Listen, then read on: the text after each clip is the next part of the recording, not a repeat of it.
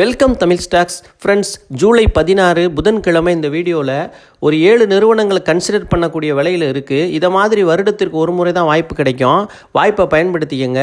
முதல் நிறுவனம் TCS result ரொம்ப சுமாராக தான் இருக்குது. ஹை வந்து 4592, லோ 3050, க்ளோசிங் 3252. ஹையிலேருந்து 25% இறங்கியிருக்கு. அது மட்டும் இல்லை, 5 வருஷமாக எந்த ரிட்டர்னும் கொடுக்கல. புக் வேல்யூ 12 டைம் அதிகமாக இருக்குது. பிஇ ரேஷியோ ஓரளவுக்கு குறைவாக தான் இருக்குது, 24 இருக்குது. டிசிஎஸ் தான் மார்க்கெட் லீடராக இருக்கிறாங்க. கன்சிடர் பண்ணக்கூடிய விலைன்னு பார்த்தோம்னா 3200க்கு கன்சிடர் பண்ணலாம், 3000க்கு கன்சிடர் பண்ணலாம். 3000 உடைக்கிறதுக்கு வாய்ப்பு ரொம்ப கம்மி. இந்த சான்ஸு அடிக்கடி கிடைக்காது. இதை நம்ம நல்லா பயன்படுத்திக்கலாம். டிவிடெண்ட் ஈல்டு 3.80%, அருமையான டிவிடெண்ட் தர்றாங்க. இதுவும் கூட நீங்கள் ஸ்விங் ட்ரேடிங்க்கு வச்சுக்கலாம். லாங் டேர்முக்கு வந்து இப்போதைக்கு நிலைமை ஐடியில் சரியில்லை. ஸ்விங் ட்ரேடிங்க்கு பயன்படுத்திக்கங்க.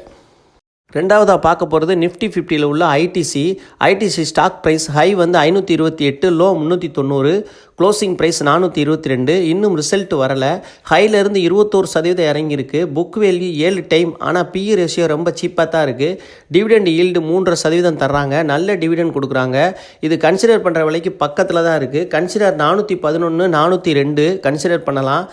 390 உடைக்க வாய்ப்பு ரொம்ப கம்மி. மறுபடி பழைய ஹை 528 தாண்டுனா 25% ப்ராஃபிட் உங்களுக்கு கிடைக்கும். இது நீண்ட கால முதலீட்டுக்கு வைக்கிறவங்க வச்சுக்கலாம். ஸ்விங் ட்ரேடிங் பண்ணுறவங்க 480க்கு வெளியேறிடலாம். இந்தியாவின் இரண்டாவது மிகப்பெரிய மென்பொருள் நிறுவனமான HCL டெக்கோட ரிசல்ட் வந்திருக்கு. ரிசல்ட் ரொம்ப சுமாராக தான் இருக்குது. பொதுவாக ஐடி கம்பெனிகளோட ரிசல்ட்டெல்லாம் ரொம்ப சுமாராக வந்திருக்கு. ஆனால் ஒரு விஷயம் மறந்துடாதீங்க, இந்த மாதிரி சுமாராக இருக்கிறப்ப தான் பங்கு விலைகள்லாம் சீப்பாக கிடைக்கும். பங்கு விலைகளை பார்ப்போம். 2012 ஹை போயிருக்கு, லோ 1302 வரைக்கும் கீழே போயிருக்கு. க்ளோசிங் 1566, புக் வேல்யூ 6 டைம் அதிகமாக இருக்குது. பிஇ ரேஷியோ 24 இருக்குது. Dividend yield 4%, very good dividend கொடுக்குறாங்க. இப்போ கூட 12 ரூபாய் டிவிடெண்ட் தரப்போகிறாங்க. கன்சிடர் பண்ணுற விலைன்னு பார்த்தோம்னா 1510க்கு கன்சிடர் பண்ணலாம், 1460க்கு கன்சிடர் பண்ணலாம். 1390 உடைக்கிறதுக்கு வாய்ப்பே இல்லை. கிடைச்சா கன்சிடர் பண்ணலாம். ஸ்விங் ட்ரேடிங் தான். லாங் டேர்முக்கு எதுவுமே இப்போதைக்கு இல்லை. இப்போதைக்கு எந்த நிறுவனத்துலேயும் ஸ்டேபிளான வளர்ச்சி இல்லை. அதனால் இதெல்லாம் ஸ்விங் ட்ரேடிங்க்கு பயன்படுத்திக்கலாம். 1680க்கு வெளியே வந்துடலாம். நான்காவதாக பார்க்க போகிறது இந்தியாவோட முக்கியமான மென்பொருள் நிறுவனமான விப்ரோ. அதோட ரிசல்ட் இன்னும் வரல. விலையை பார்ப்போம். High 324, low 228, closing 257, book value 77, கிட்டத்தட்ட 3 டைம் அதிகமாக இருக்குது. டிவிடெண்ட் ஈல்டு 2.5% கொடுக்குறாங்க. நல்ல டிவிடெண்ட் இவங்களும் கொடுக்குறாங்க. பிஇ ரேஷியோ 20 இருக்குது. கன்சிடர் பண்ணணும்னு சொன்னால் 230க்கு கிடச்சா கன்சிடர் பண்ணலாம். 290க்கு வெளியேறிடலாம். லாங் டேர்முக்கு இப்போதைக்கு நிலைமை சரியில்லை. ரிசல்ட் வர்ற நேரம் வாய்ப்பு கிடைக்கும். ஒரு நோட் எடுத்து எழுதி வச்சுக்கோங்க, இல்லாட்டி மறந்துடும். எப்பயுமே ஒரு நோட்டோடு இருந்தீங்கன்னா ஈஸியாக இருக்கும் உங்களுக்கு எழுதி வச்சு ஃபைண்ட் அவுட் பண்ணுறதுக்கு. அடுத்து இந்த விலைக்கு கிடைக்கிறப்ப நீங்கள் அதை பயன்படுத்திக்கிட்டு இதோட லாபத்தை நீங்கள் அடையலாம்.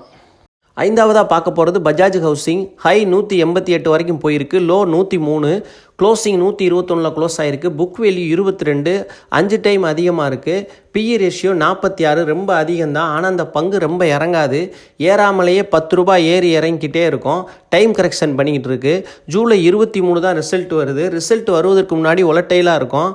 கன்சிடர் பண்ணக்கூடிய ப்ரைஸ்ன்னு பார்த்தோம்னா 114க்கு கன்சிடர் பண்ணலாம். ஹையிலேருந்து 30% இறங்கியிருக்கு. இதுவும் ஸ்விங் ட்ரேடிங் தான். நிறுவனத்திற்கு வந்து போட்டி அதிகமாக இருக்குது. இப்போதைக்கு லாங் டேர்முக்கு எடுக்க வேணாம். 160க்கு வெளியேறிடலாம். ஆறாவதாக பார்க்க போகிறது HDB ஃபைனான்சியல் சர்வீஸ். ரிசல்ட் வந்திருக்கு, பார்ப்போம். இந்த மாதம் லிஸ்டிங் ஆன பிறகு அறிவிக்கிற முதல் ரிசல்ட் இதுதான். வங்கி சாரா நிதி நிறுவனம் HDB ஃபைனான்சியல் சர்வீஸ் நிகர லாபம் ஆண்டுக்காண்டு 2.4% விழுந்திருக்கு.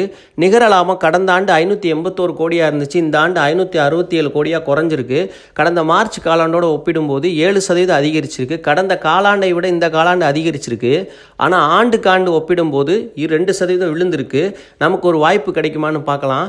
இது வந்து கன்சிடர் பண்ணுற விலை 810, 790, 760 கன்சிடர் பண்ணலாம். அடுத்த முறை லாபத்தில் வர வாய்ப்பு இருக்குது. இதுவும் ஸ்விங் ட்ரேடிங் தான். 10% அல்லது 15% லாபம் கிடைச்சா வெளியேறிடலாம். கடைசியாக பார்க்க போகிறது ஒரு பென்னி ஸ்டாக்கு, கோதா கேப்கன். இது ஒரு எலக்ட்ரானிக்ஸ் கம்பெனி. இதுவும் ஸ்விங் ட்ரேடிங்க்கு தான். ஹை வந்து ₹1.40 வரைக்கும் போயிருக்கு, லோ 45 பைசா வரைக்கும் கீழே போயிருக்கு. க்ளோசிங் 65 பைசா நேற்று.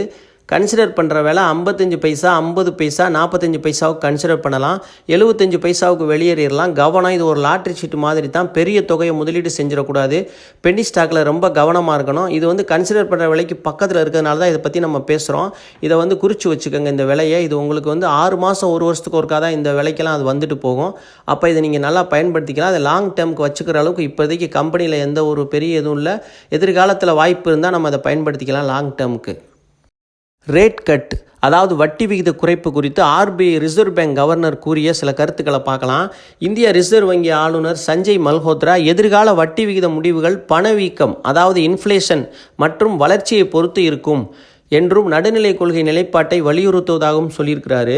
பிப்ரவரி முதல் 100 பேசிஸ் பாயிண்ட் அடிப்படை புள்ளிகள் விகித குறிப்பு மற்றும் பணவீக்கம் 2.1% குறைவாக இருப்பதால் ஃபைனான்சியல் 25 பொருளாதாரம் 6.5% வளர்ச்சி அடைந்தது. இது இணக்கமான கொள்கையிலிருந்து நடுநிலை கொள்கைக்கு மாறுவதற்கு வழிவகுத்தது. ஒருவேளை வளர்ச்சி பலவீனமடைந்தால் மேலும் வட்டி விகித குறைப்பு செய்யப்படும்னு மல்ஹோத்ரா தெரிவிச்சிருக்கிறாரு. இன்ஃபிபீம் அவென்யூ ரைட் இஷ்யூ வெற்றிகரமாக முடிஞ்சதாக சொல்லியிருக்கிறாங்க. 700 கோடி மதிப்புள்ள உரிமை வெளியீடு 1.40 மடங்கு சப்ஸ்கிரிப்ஷன் செய்யப்பட்டிருக்கு. இந்த நிதிகள் நிறுவனத்தின் ரெடிஃப் பேயை விரிவுபடுத்தும். ரெடிஃப் 1ஐ உருவாக்கும் புதிய ஃப்ரோன்டிக் ஏஐயில் முதலீடு செய்யும் மற்றும் இந்தியா முழுவதும் எட்ஜ் கம்ப்யூட்டிங் தரவு மையங்களை நிறுவும் என்று தலைவர் விஷால் மேத்தா சொல்லியிருக்கிறாரு. பங்குதாரின் ஆதரவிற்கு மிகப்பெரிய நன்றியை தெரிவித்துக் கொள்வதாக சொல்லியிருக்கிறாரு. ஏஐ மற்றும் டிஜிட்டல் தீர்வுகளின் நிறுவனம் கவனம் செலுத்துவதை வலியுறுத்தினார். ரைட் இஷ்யூ அப்படின்னா என்னன்னு சுருக்கமாக பார்ப்போம். உதாரணத்திற்கு ABC அப்படிங்கிற ஒரு நிறுவனத்தில் ஒரு 100 பங்குகளை வச்சிருக்கிறாருன்னு எடுத்துக்கலாம். இந்த ஒரு பங்கோட விலை 10ன்னு வச்சுக்கிடுவோம். ABC நிதி திரட்டுவதற்காக ரைட் இஷ்யூ அறிவிக்கும். அப்போ 5 பங்குகள் வைத்திருப்பவர்களுக்கு 2 பங்கு ₹5 தள்ளுபடியில் தருவதாக அறிவிக்கும். இதன் மூலம் நிறுவனத்திற்கு கணிசமான தொகை கிடைக்கும். பங்குதாரர்களுக்கு தள்ளுபடி விலையில் பங்குகள் அதிகமாக கிடைக்கும். இதுக்கு பேர் தான் right issue. ICICI Lombard Q1 result அறிவிச்சிருக்காங்க. இவங்க ஒரு இன்சூரன்ஸ் கம்பெனி. முதலாம் காலாண்டில் நிகர லாபம் ஆண்டுக்காண்டு 28%, 580 கோடியிலிருந்து 747 கோடியாக உயர்ந்திருக்கு. மொத்த வருமானம் ஆண்டுக்காண்டு 13%, 5351 கோடியிலிருந்து 6083 கோடியாக அதிகரிச்சிருக்கு. நிதியாண்டோட முதல் காலாண்டில் மொத்த பிரீமியங்களோட எண்ணிக்கை 1.5% அதிகரித்து 7931 கோடியிலிருந்து 8052 கோடியாக உயர்ந்திருக்கு. இது ஒரு இன்சூரன்ஸ் நிறுவனம்ன்றனால பிரீமியங்களோட எண்ணிக்கை ரொம்ப முக்கியமானதாக இருக்குது. அப்புறம் ரெண்டாவது HDFC லைஃப் இன்சூரன்ஸோட முதலாம் காலாண்டு முடிவுகள் வந்திருக்கு. அதை பார்க்கலாம்.